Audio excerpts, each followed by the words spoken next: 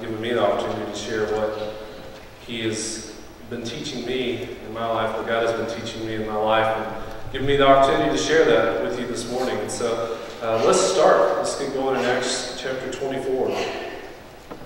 Let me mention, let's just go back real quick, just a quick summation of where we've been so far. Paul has returned to Jerusalem at this point. Paul has been traveling around, proclaiming the gospel, planting churches, checking up on those churches, and he's returned to Jerusalem specifically to bring alms or bring aid to the Jewish church, to the church in Jerusalem, because of the struggles that they've been going through. The churches in Asia that he's visited with, that he's spent time with, have collected money, even though that they didn't have a whole lot, and they sent it to help him, to help the church that's there. During this time, he met with the apostles, he met with the leadership of the church, and shared all the wonderful things that God has been doing.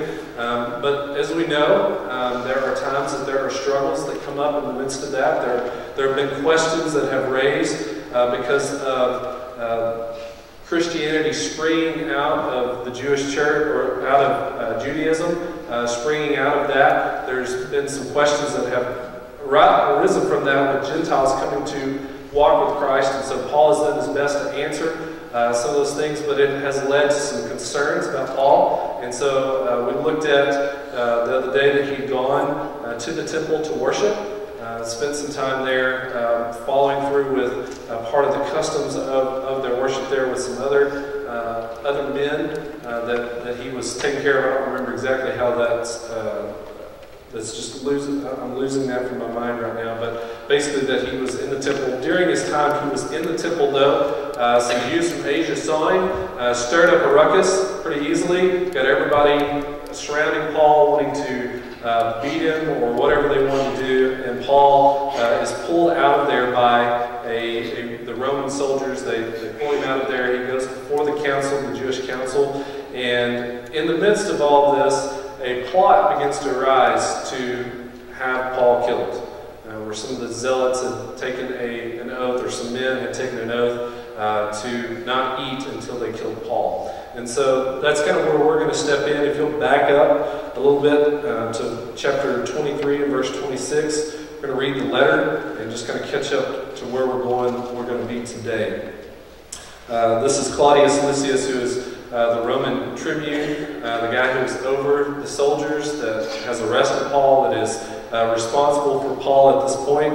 He's found out about the plot to have Paul killed, and so he writes this letter. He says, Claudius Lysias, to His Excellency, the Governor Felix, greetings. This man was seized by the Jews and was about to be killed by them when I came upon them with the soldiers and rescued him, having learned that he was a Roman citizen and desiring to know the charge for which they were accusing him. I brought him down to their council.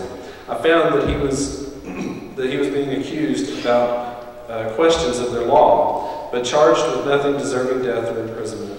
And when it was disclosed to me that there would be a plot against the man, I sent him to you at once, ordering his accusers also to state before you what they have against him. So the soldiers, according to their instructions, took Paul and brought him by night to Antipatris, that word. And on the next day they returned to the barracks, leading letting the horsemen go on with him. When they had come to Caesarea and delivered the letter to the governor, they presented Paul also before him, and reading the letter, he asked what province he was from. And when he learned that he was from Cilicia, he said, I will give you a hearing when your accusers arrive. And he commanded him to be guarded in Herod's praetorium. And here's where we pick up our story today. And after 5 days, the high priest Ananias came down with some elders and a spokesman, one Tertullus, that laid before the governor their case against Paul. And when he had been summoned, Tertullus began to accuse him, saying, Since through you we enjoy much peace, and since by your foresight, most excellent Felix, reforms are being made for this nation, and in every way and everywhere we accept this with all gratitude. But to detain you no further, I beg you, in your kindness, to hear us briefly. For we have found this man a plague, who stirs up riots among all the Jews throughout the world, and is a ringleader of the sect of Nazarenes. And even though he even tried to profane the temple, but we seized him. By examining him yourself, you will be able to find out from him about everything of which we accuse him." The Jews also joined in the charge, affirming that all these things were so. And when the governor had nodded him to speak, Paul replied, "Knowing for many years you have been judge over this nation, I cheerfully make my defense. You can verify that it is not more than 12 days since I went up to worship in Jerusalem, and they did not find me disputing with anyone or stirring up a crowd, either in the temple or in the synagogues or in the city. Neither can they prove to you what they now bring up against me. But this I confess to you, that according to the way, which they call a sect, I worship the God of our fathers, believing everything laid down by the law and written in the prophets, having hope in God, which these men themselves accept, that there will be a resurrection of both the just and the unjust. So I always take pains to have a clear conscience before both God and men. Now after several years I came to bring alms to my nation and to present offerings. While I was doing this, they found me purified in the temple without any crowd or tumult. But some Jews from Asia, they ought to be here before you and make an accusation, should they have anything against me. Or else let these men themselves say what wrongdoing they found when I stood before the council. Other than this one thing which I cried out while standing among them, it is with respect to the resurrection of the dead that I am on trial before you today." But Felix, having a rather accurate knowledge of the way, put them off, saying, "When Lysias the tribune comes down, I will decide your case." Then he gave orders to the centurion that he should be kept in custody, but have some liberty, and that none of his friends should be prevented from attending to his needs. After some days, Felix came with his wife Drusilla, who was Jewish, and he sent for Paul and heard him speak about his faith in Jesus Christ. And as he reasoned about righteousness and self-control and the coming judgment, Felix was alarmed and said, "Go away from the present. When I get the opportunity, I will summon you." But at the same time, he hoped that money would be given to him by Paul. So he sent for him often and conversed with him. When 2 years had elapsed, Felix was succeeded by Porcius Festus, and desiring to do the Jews a favor, Felix left Paul in prison. Father, as we spend the next little bit working our way through your text, through your word that you preserved for us, Lord, I pray that God, we would understand Paul's heart here. God, we would understand what you're doing in the midst of these Jewish leaders, in the midst of the Roman Council. God, the way that you continually use Paul, even despite the circumstances that he deals with, Lord. We love you so much. In your name I pray. Amen. So, some of the men that we see here, right off the bat, kind of setting the stage for what's going on here. Excuse me. One of the first men that we see is the high priest Ananias, who Lacan mentioned last week. We talked briefly about him. He's the guy who, when Paul tried to or when Paul rebuked him for what he was saying, he had him struck in the face. The guy is, what Lacan shared with us last week, is known for his brutality and his violence. His allegiance to Rome was stronger than his allegiance, which being a high priest, the leader in the temple, should have been to his people, but his allegiance to Rome seemed to be much stronger than it was to his own people. He frequently even stole from the temple and the priest, from what Lacan had shared with us the other day. We know that he's eventually assassinated by what are called what's translated the dagger men, which were basically Jewish zealots who opposed any kind of Roman rule. And so we know it tells a good story about who they are. If the Jews are killing their own high priest, he's probably not a very good guy. And so he's there, obviously. He was there at the council before Paul before, and so he should have some insight to be able to share with them. He also brought with him elders, those that were probably on the council, also religious and political leaders. And then he brought this man named Tertullus, which would have, most of your translations say it's an attorney, probably a professional lawyer. The word translates as an advocate or a forensic orator. And so his job would have been to proclaim, though he probably wasn't there, his responsibility would have been to gather the facts and make a defense or make a statement that would have brought the judgment down on Paul that they want, obviously.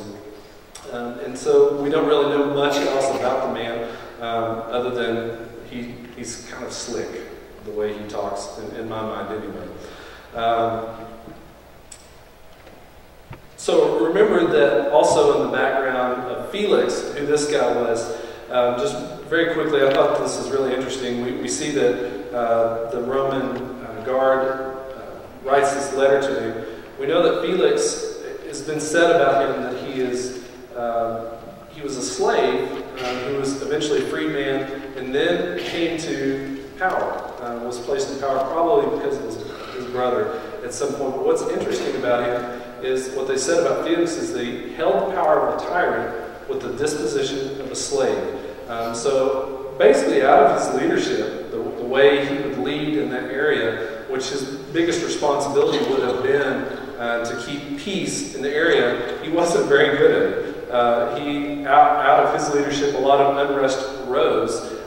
He was merciless even in putting down any kind of opposition that would raise. And so everything that's written about him, there's nothing just really good that comes out. Tertullus, that speaks to him first here in a little bit, is really, for him to say the things that he says is kind of, it's got to be tongue-in-cheek. I call it the butter stage. If you look in verse 2, he's kind of buttering him up. Corbin does this with me, my little boy Corbin. He frequently runs through the house when he gets really excited and will do something like punch his sister in the face or, form tackle her into the ground.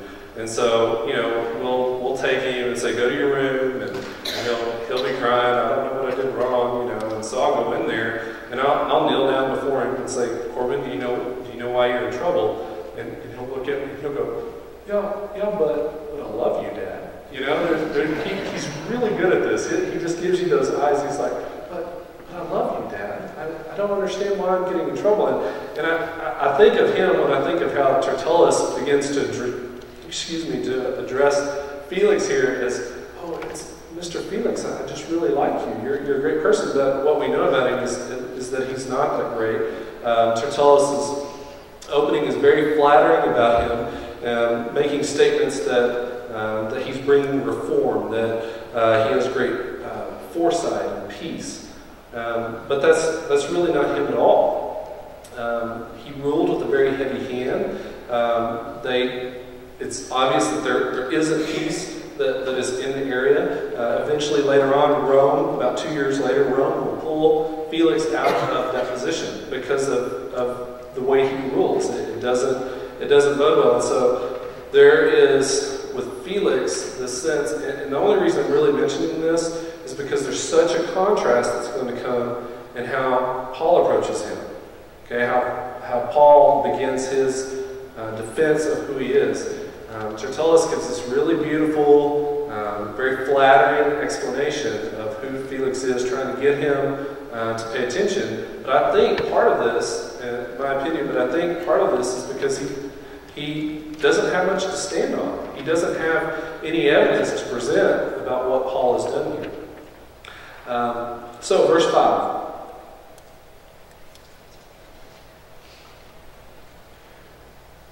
Tertullus begins his argument, for we have found this man, first off, to be a plague.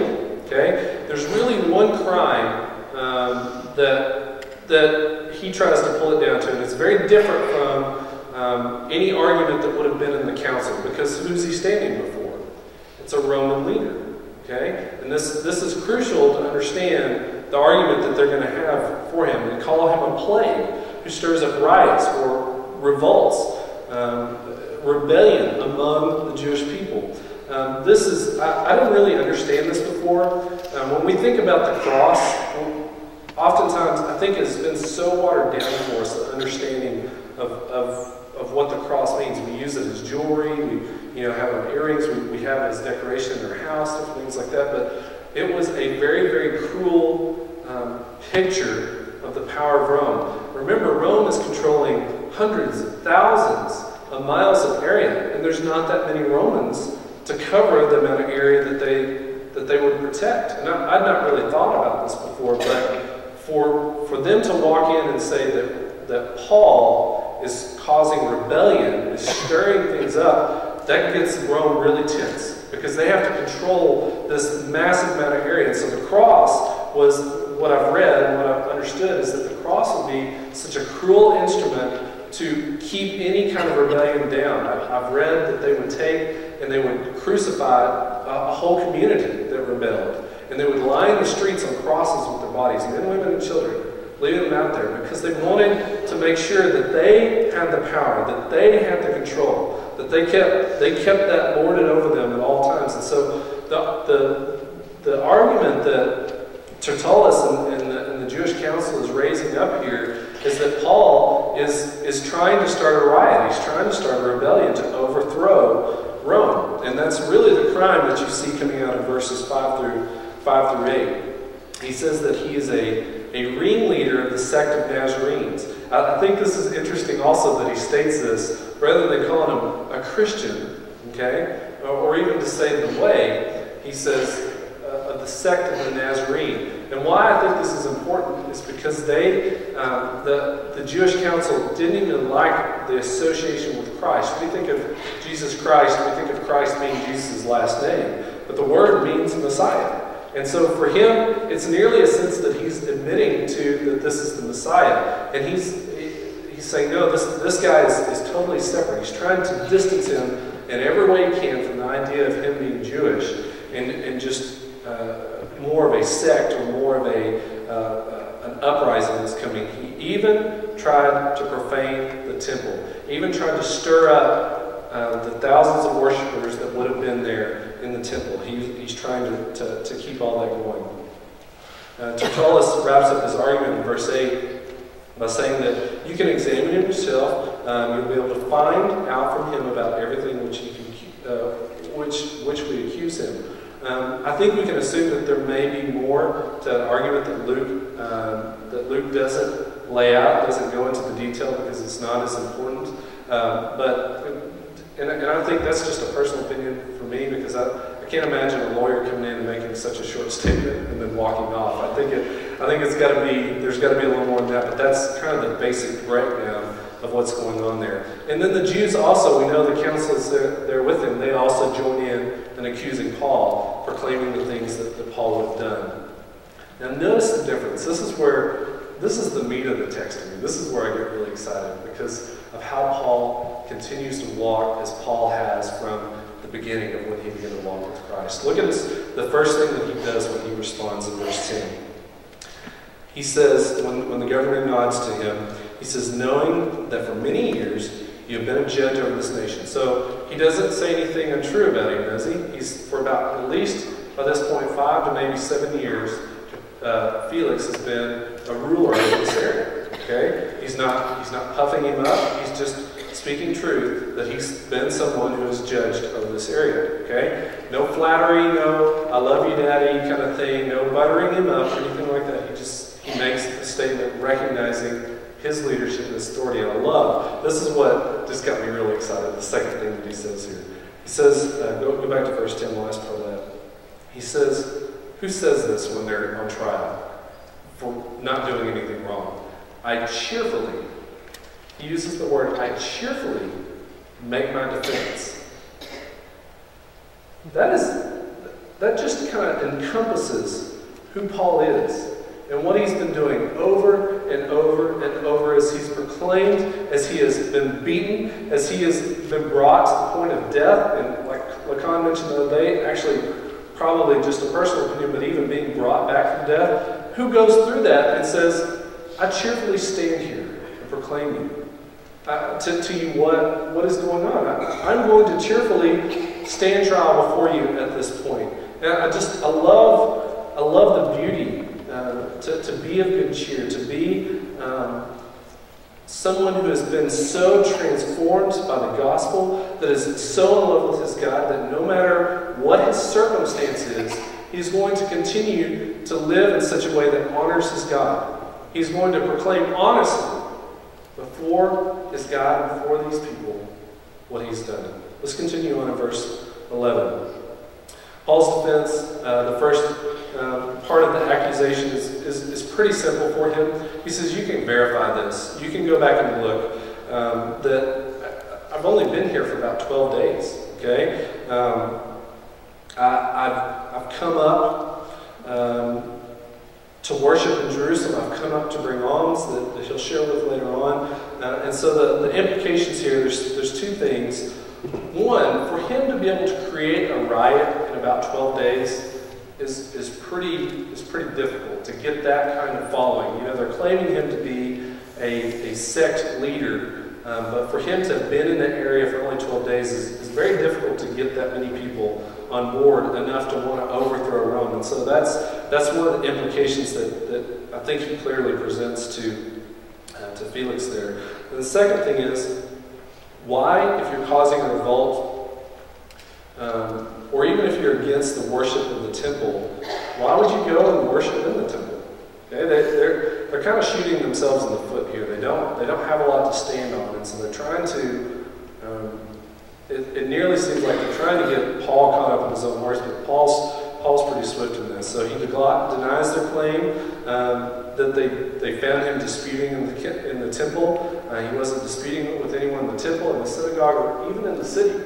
That's not what Paul has come here to do, which is actually kind of interesting, because all through Acts, that's what Paul does. Is he goes in not disputing, but he will go into places and begin to proclaim over and over and over the gospel. And this is the one time that he's kind of chill in all of it, that he's just kind of going with the flow here, just kind of like soaking in being back home and getting to worship and be before his God.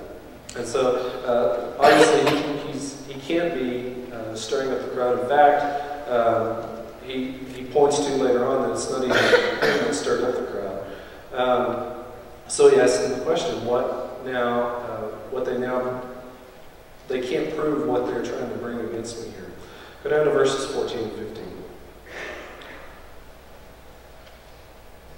The first thing that they say in verse 14, he's gonna just tear down their accusations here. The first thing he says is in 14, he says that they call me a leader of a sect, okay, or what they call a sect.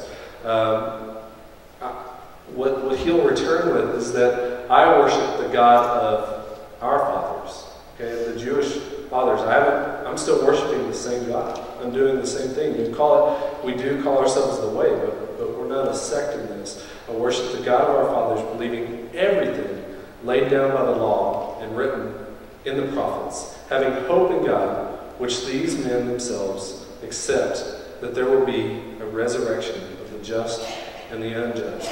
And so he's showing them that the words that are coming out of my mouth, I am still the same guy. I've not changed from this. I just understand more fully. And what I love about what Paul's doing here is he never seems to miss a chance to proclaim the gospel, does he? He never seems to miss a chance to kind of throw in this curiosity. What do you mean the resurrection of the just and the unjust? He kind of throws that in there. And I wonder, this is just my personal pondering on this as I walk through this, is that maybe that's why we keep seeing Felix coming back and wanting to talk. We know there's some other reasons to go along with this, but that he seems to know how to bring the truth of the gospel in the midst of what's going on there. Verse 16.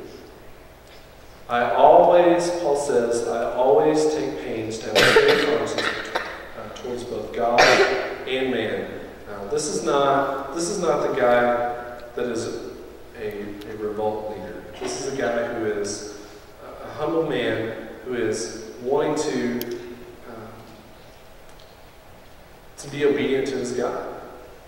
The God that the Jews themselves are claiming to be following. He goes on to kind of flesh that out. He says, in 17, I came to bring alms to my nation and to present offerings. That there's a gentleness there of who he is, not just trying to stir things up, but the need that was there was pretty obvious around the nation. So he's bringing that in, saying that I'm there to do that. He begins to flip around in verse 18 and 19. He says, where are the Jews from Asia that actually did start this riot? The guys that have made these claims about me, where are they? Bring them out. If there is truth here, if there are actually some things that I've done wrong here, then bring them out here and let's talk about it. Let them make the accusations before you, because at this point it's secondhand of what they're even proclaiming, because these Jews were the ones that, quote unquote, saw what Paul was doing, him defaming the temple or messing up the temple in some kind of way. There's a transparency for Paul, and look at it in verse 21. He says, other than the ones that, he said, I've done nothing wrong, my conscience is clear in this, other than the one thing that I did. He says that it is with respect to the resurrection of the dead that I am on trial before you today. He yelled that in the temple. Or before the council in there. And so he says, he's saying, I know I'm not perfect. I'm letting you know where maybe I've come up short on some of this in my response to you and some of this. But he's saying at the same time too to his accusers, they can't even agree on whether it's a resurrection or not. That if they believe in the resurrection or not, there's such dissension that's going on in there. Verse 22. Felix, having a rather accurate knowledge of the way, maybe because his wife is a Jew, maybe he had been kind of watching all this going down, he recognized this, and maybe this is some of the wisdom that we see come out in Felix here. He puts it off making a judgment here. He postpones what he's going to say. Probably understanding that Lysias, who was there, who saw all this go down, who pulled Paul out of the middle of this, maybe he wants to get a better picture from him, waiting for him to come. In verse 23, he gave orders. He continues on, which is really neat about him. He gives orders that Paul should be kept in custody, but that he would have some liberty. And why I think this is neat is the prison system, as I understand it, is very different than the way ours functions. We give them a bed, we give them food to eat. Even though they're restricted on where they're at, they're taken care of, okay, for the most part. And this would have been different. Paul wouldn't have had 3 meals a day. He wouldn't have had a place to sleep. He wouldn't have had clean clothes, all those things. And so Felix gives him some liberty in this, that his friends could be able to come and take care of him, to provide for him in this. And I think it also points out an interesting thing that will come up here in just a second. In verse 25 of the access that his friends had to him. So keep that in the back of your mind. Verses 24 and 25. Felix and his wife Drusilla, who is a Jew, began to come and visit with Paul. She wanted to hear him. It says, the text, Luke tells us very specifically, they wanted to hear him speak about his faith in Christ Jesus. There is obviously that from what history tells us, Drusilla was not Felix's first wife. There was some sneakiness that went on there that Felix did to be able to bring her around in that. And so I don't know if there's some guilt that's sitting there in the midst of that. But Paul takes his opportunity. He sees that they want to sit and talk with him, and instead of Paul sitting there saying, oh, poor me, I may be put in prison for not having done anything wrong, he says, here it is, another opportunity to proclaim Christ. And so what does he tell them? He reasons out righteousness and self-control and the coming judgment. So there's this continual laser-like focus for Paul. No matter what the situation that he's in, no matter what he's doing, he's going to continue to proclaim the things that bring out the truth of the gospel. The things that are penetrating to the heart. And so he talks about these things, the righteousness, self-control, and the coming judgment that would come on there. And so what was Felix's response? He was alarmed. The text says that he didn't like what he was hearing. Maybe there was some guilt from the way he dealt with Drusilla and making him his wife. I think this is what I know to be true about the Scriptures, is that, and most of you in here can attest to this, is when we know that when we hear the truth of God's Word, when it's proclaimed in our lives, it penetrates into our hearts. And there is a response, one way or another. We will go towards Christ, like most of us in this room have done, or like Felix does, he runs away from it. He runs to the edges of this, and he says, I don't want to hear this. I've dealt with this, whatever this conviction is that's going on here. Verse 26 continues on for us. At the same time, so he tells Paul that he'll bring him back when he sends him later on. But at the same time, the text says that he hoped that money would be given for him by Paul. And I got to thinking about that. We know he's kind of a slimy man, trying to, not Paul, but Felix is kind of a slimy man. Bribes were not, from the Jewish law, from the Roman law, were not accepted, but it was something that they didn't make a big deal about from what I've read. And so for him to do that, it gives me some insight again into who Paul is. Remember, think back to what we mentioned just a few minutes ago, that his friends could come and go as they wanted. And I know they're not in a great financial state, but if you put all the brothers and sisters in Christ together, if they wanted to push it, they could have gotten Paul the money to get him out of prison. They could have gotten it together. They had the access to him to be able to bring that about and get him out. So we have to ask the question, why doesn't Paul leave? Why doesn't Paul, knowing that all he has to do is give a bribe to do that? What has he been doing? And what is he going to keep doing? He never stops sharing the gospel, does he?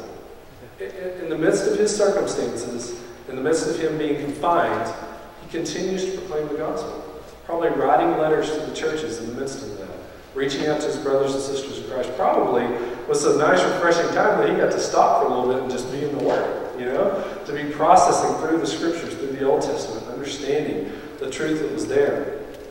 And so Paul never forsakes that, never loses that as he goes in the midst of that. Verse 27, we know that later on he's succeeded by Festus, and he remains in prison for about 2 years. 2 years for doing nothing wrong but going and proclaiming the gospel. What a testimony about Paul's life. And so I want to pull about 3 things out of here. I'm not just being a good Baptist to bring out 3 points. And these are just the things that I was seeing as I was poking through there. Maybe I'm just conditioned to that, like Pavlov's bell. But about 3 things that I see that come out that I just want to challenge us towards. If we think about, if we consider the truth that's going on with Paul. One thing that's just kind of a big overarching part of what he's doing here is that Paul continually has a clear conscience. And we need to be people of clear conscience in what we do. And as I begin to think about that, how that intersects with our lives, what it means to be men and women of clear conscience,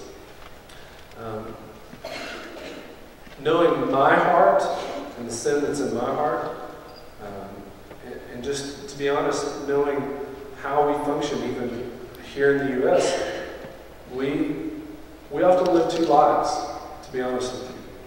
We play the good church game on Sunday morning, where we come and we worship, we sing some songs, we sit in Sunday school, we get our Bible out that's maybe has been sitting on the back dash of our car all week long, and we get it out and we kind of crack that thing open and we read it. But we don't have a clear conscience in that. We haven't been people who've walked in that throughout the week. Paul, in the circumstances that he was in, I think if we took him in that today, there would be some temptation in our lives to say, Paul, Tertullus has already been kind of sneaky there and trying to butter up Felix. Do a little bit more to butter him up, to get him on your side. We might say that. Maybe in our business dealings and the way that we function, even when nobody else is around throughout the week, is there a clear conscience for us? Is there a consistent walk in the gospel? And I know I'm not standing here saying, you are terrible people. I'm saying, I know my heart. I'm speaking from what I see in my life, and I have to check myself all the time. I've told you, some of you have heard the stories about me driving down Sherwood Way with Corbin in the back seat and trying to rein in my agitation at what I think are stupid drivers, and letting, so that even though nobody else is around, letting those things slip off my tongue. And so trying to rein that in, I just sighed.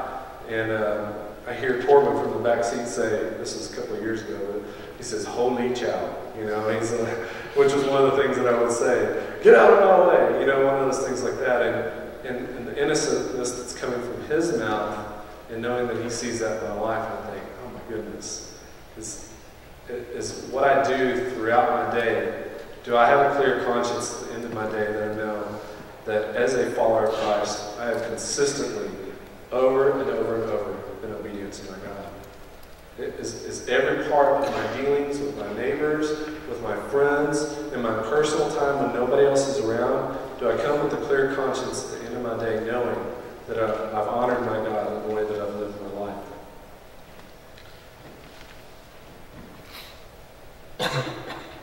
I thought this was interesting. I just want to share this with you.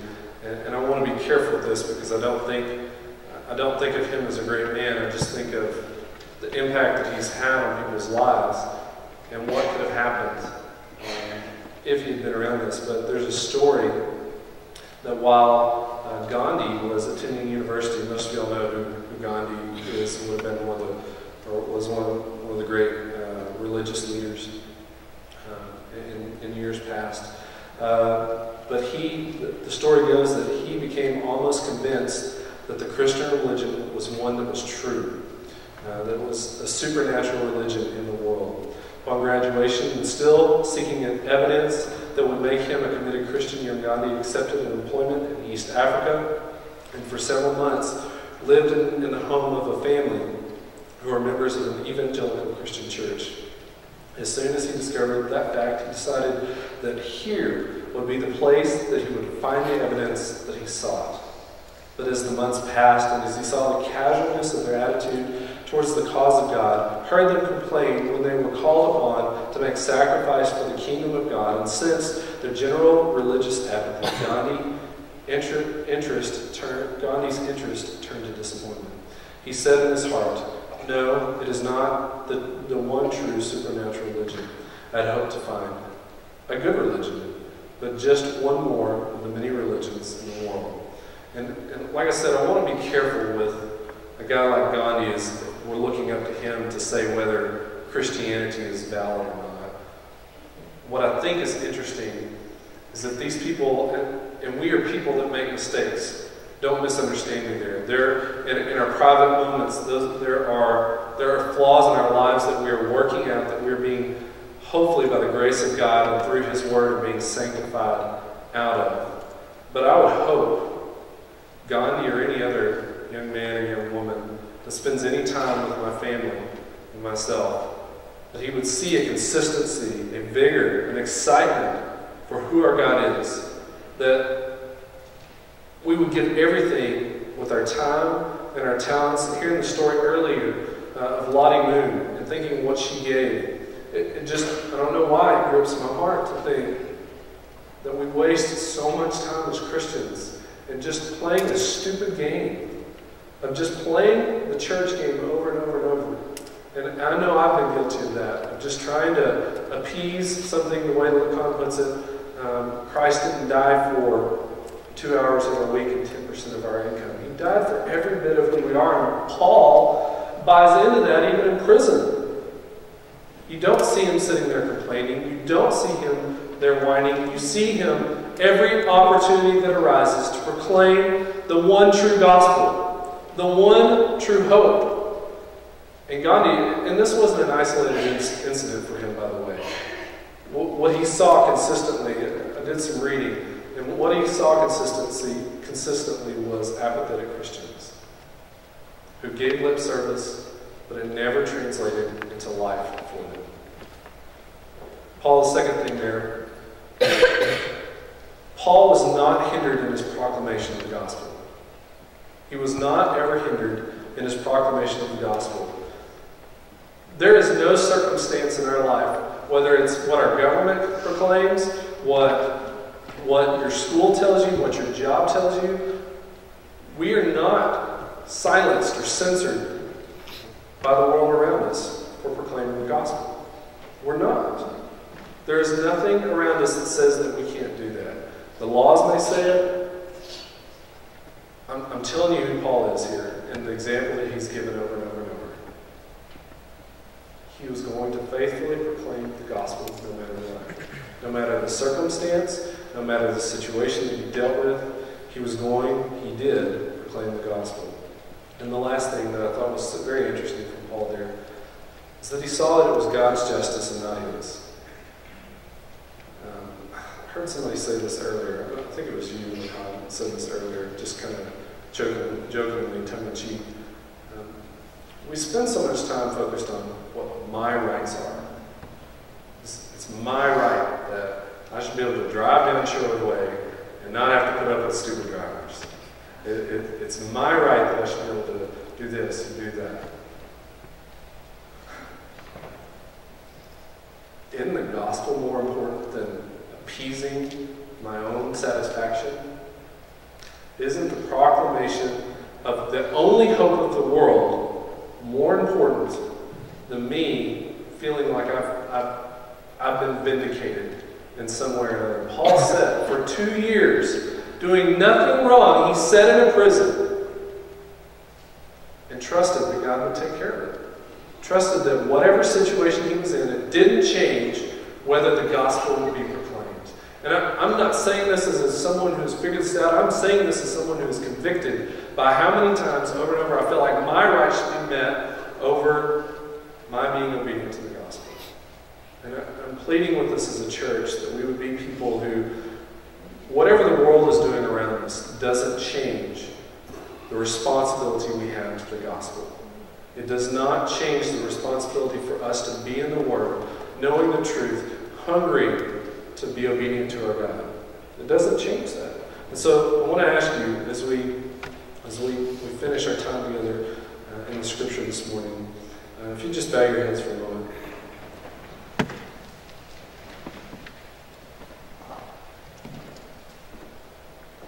I just want for all of us to spend some time in evaluation and prayer, just thinking back through Paul's life, the example that he showed us, the way that he showed us before, through this text, and will continue to show us. Is my life lived in a way that is clear, has a clear conscience, that I've honored God? Those around me, whether they like it or not, have seen me be obedient to the Scriptures. Second, do I allow the circumstances of my life to cloud my ability to worship and to serve my God? Do I feel like the government defines that, or whoever's in office? Do I feel like, even when we come to this place, the style of music or the place that we sit, that defines it in some kind of way? And finally, do I see God's pleasure in my life over my own personal sense of justice, my own personal sense of being vindicated? Just spend some time in prayer, seeking the Lord out, and respond to God. Ask Him, if you feel like that is there, ask Him for forgiveness. If you feel like that you have lived with a clear conscience, that you're growing in such a way, then praise God for that, and walk in those ways.